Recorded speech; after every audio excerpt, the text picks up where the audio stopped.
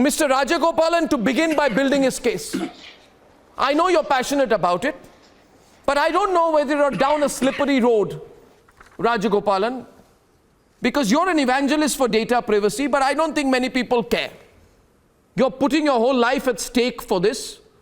You put your money, your company, everything at stake for this, but I don't think people care enough. Why should they care? Arnab, thank you for this opportunity. I think this gives us a very good platform to actually showcase what we're doing and why it matters.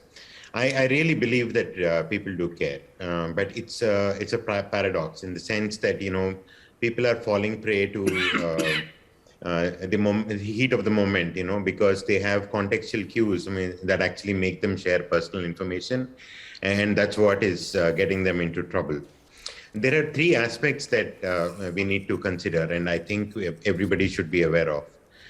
Number one thing is that every business actually runs on a set of principles, values, that sets the direction for the company and the employees to conduct themselves within that. In the case of some of these large big tech companies, they actually benefit from, extremism, misinformation, hate speech, conspiracy theories. These are things that actually, get accentuated, and people just follow it, thinking that it is the right information that they got. So the problem that we have on one side is that it is not a problem of technology. It is not that it is AI which is actually driving all this, but it is actually an unethical business practice which is actually driving towards this. So the question is of more of a business model issue, not a technology issue. That's the first aspect to consider. The second thing is that the onus of regulation, right? While there are unethical business practices, there are regulations which actually curb these practices. But what happens is that in European Union, they find roughly about 20 billion on these big tech companies. And maybe US has fined about 10 odd billion. Everybody knows the amount of money. For the sake of all the Indians who are listening, I think 20 billion is about 1.5 lakh crores is what is the fine that has been paid by these companies. But what happens is even then these companies remain viable and remain valuable. Why? Because these are similar to our traffic fines, it is an amount very, very small that, it doesn't really matter. Just pay the money and then you move forward. I think the same narrative also applies in terms of what a citizen should be protected against, applies in India as well. But how many crores have we fined these big tech companies?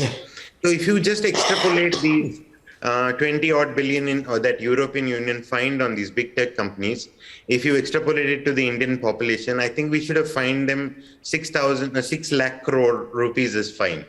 If we had put that kind of a fine, I think whole of India would have been aware that it's an issue, and they would have really taken some action against it.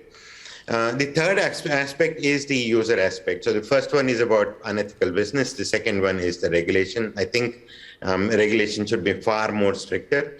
The third aspect is the individual themselves. Social media is nothing wrong. It actually benefits us so much. Any technology does benefit. It is how it is being used is what is the problem there. So people are falling prey to the benefits that they are getting, and then they're giving away. They think that they give a very small price by actually sharing certain information of theirs. But what they're not aware of is that, a lot of other information is actually being taken without their knowledge, in the guise of, that we have taken your consent.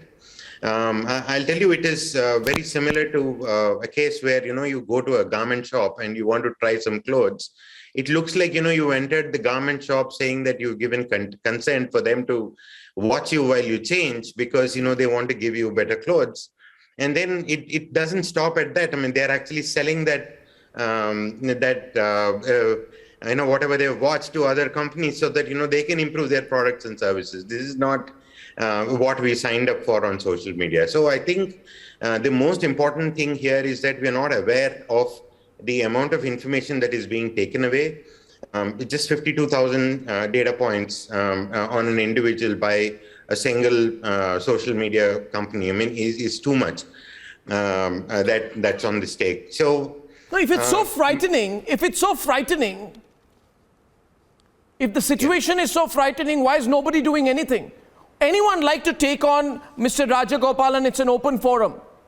Anyone think that he's hyping things a little bit? He's creating a fear factor. He's trying to scare people a little bit. Yes, I see Nipun Saxena wants to. Yes, Nipun. And by the way, it's an open debate.